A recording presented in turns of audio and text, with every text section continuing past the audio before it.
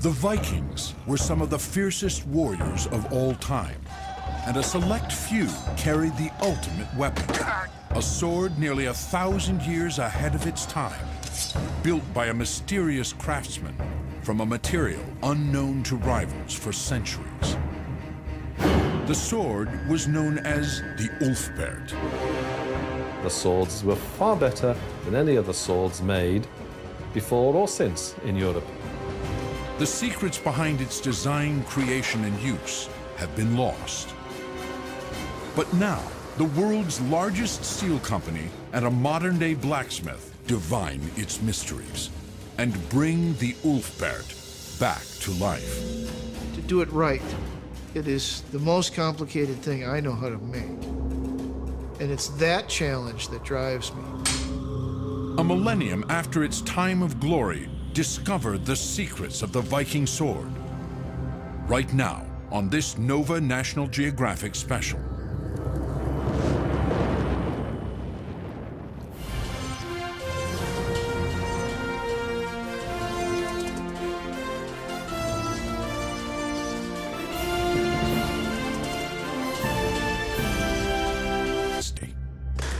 They were a luxury, rare and expensive.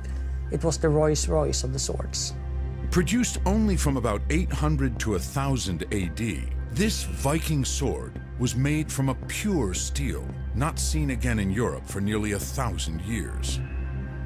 This high-tech weapon of its time was inscribed with the mysterious word, Ulfberht. Carried by only a few elite warriors, the Ulfberht represented the perfect marriage of form and function in the chaos that was a Viking battle.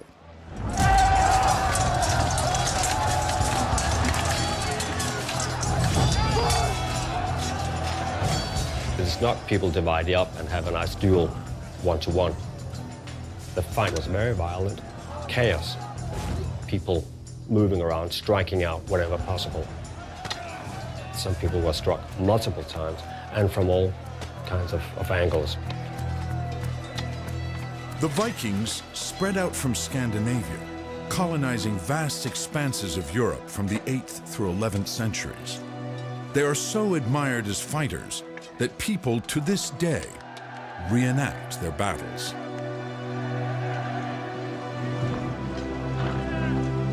In Viking times, most men fought with axes and spears, but those who could afford it used swords for close combat. The Ulfberht's combination of strength, lightness, and flexibility was an advantage. The swords were far better than any other swords made before or since in Europe. And these must have been extraordinarily valuable to their contemporaries because of their properties. Artifacts from the East had been uncovered from Viking graves. Islamic coins were even commonly traded in Scandinavia. It could go mostly by river and lakes, all the way from Lake Mälaren here in Sweden to northern Iran. The route was known as the Volga trade route. The interesting thing is that the most Ulfberht swords are dated from exactly the same time when the Volga trade route was open. That is from the early 800s to the mid-1000s. I think it's very likely that the steel that you find in the Ulfberht swords originated from Iran. I would guess that you bought it from friendly trading connections in Iran, paid with furs and other Nordic commodities, and took it back on your small ships that you used on the rivers. After the 11th century, the Volga trade route is closed and the manufacture of these Ulfberht swords stops, which to me is strong evidence that they were made out of an imported raw material.